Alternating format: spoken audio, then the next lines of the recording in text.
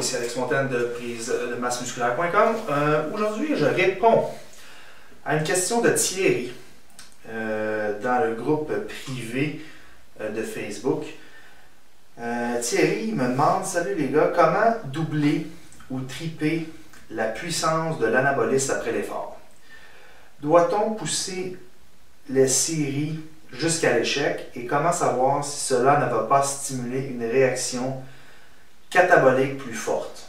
Une partie de la riposte anabolique sera donc gaspillée afin de compenser une dégradation des protéines musculaires plus conséquente.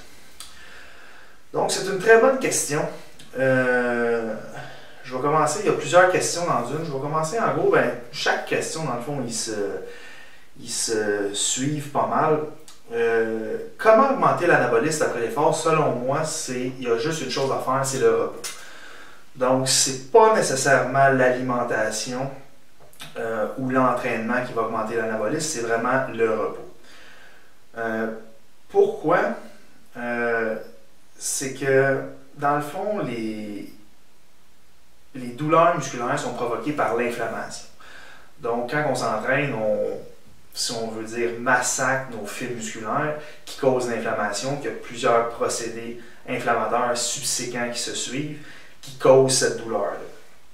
Donc, encore une fois, tout est une question de génétique. Quand tu parlais, Thierry, doit-on pousser chaque série à l'échec? Ça dépend encore vraiment du monde.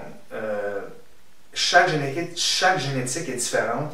Il y en a qui contiennent beaucoup plus de fibres musculaires que d'autres. Ça, la seule façon de savoir combien de fibres musculaires que tu as, c'est de faire une biopsie. Aussi, il y a beaucoup de monde qui n'ont pas les mêmes nombres de substances. Par exemple, substances immunitaires, les prostaglandines, les plaquettes, les globules rouges, les globules blancs. Tout ça a une influence au niveau du développement et de la réparation musculaire. Donc, c'est vraiment l'ordre génétique. Puis qu'est-ce qu'il faut que tu fasses? Il faut que tu essaies de toi-même ou ton entraîneur déterminer quelle est la meilleure méthode d'entraînement pour toi. C'est combien de sets, combien de temps d'entraînement? Est-ce que tu t'entraînes pesant, dynamique? Mais moi, je pense que tu n'as pas nécessairement besoin d'aller jusqu'à l'échec pour nécessairement avoir un gain. Tu peux utiliser une méthode style dynamique qui utilise beaucoup ton système nerveux qui peut de beaucoup t'aider à grossir sans nécessairement aller toujours à failure, comme on peut dire. Faut pas oublier aussi, tu me poses la question, la riposte anabolique serait alors pour compenser une dégradation des protéines musculaires. La réponse ici, c'est faux. Parce que pour avoir un anabolisme, il faut avoir un catabolisme. Ça, c'est sûr. L'anabolisme, c'est comme on augmente, on améliore le catabolisme, on dégrade. Mais pour améliorer, il faut que tu ailles dégrader. Donc, c'est sûr que tu ne peux jamais éviter le catabolisme. Le catabolisme, après un entraînement, il va être toujours là.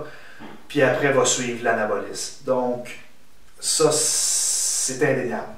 Ce qu'il faut que tu fasses, c'est qu'il ne faut pas que tu t'entraînes, encore une fois, quand tu n'es pas assez reposé. Donc, le repos est vraiment le secret, la clé.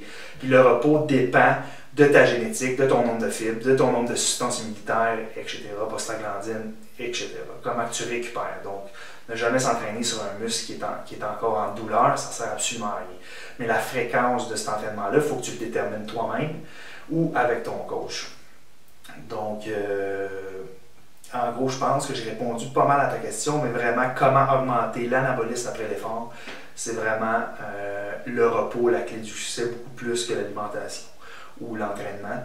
Donc, il faut vraiment, c'est quand on se repose qu'on grossit. Donc, on stimule nos muscles, on se repose assez longtemps avant de se rentraîner sur le même groupe musculaire, parce que sinon, on fait juste augmenter encore une fois la dégradation des fibres, puis on empêche l'anaboliste de faire son œuvre. Donc, merci beaucoup pour ta question et j'espère que j'ai bien répondu.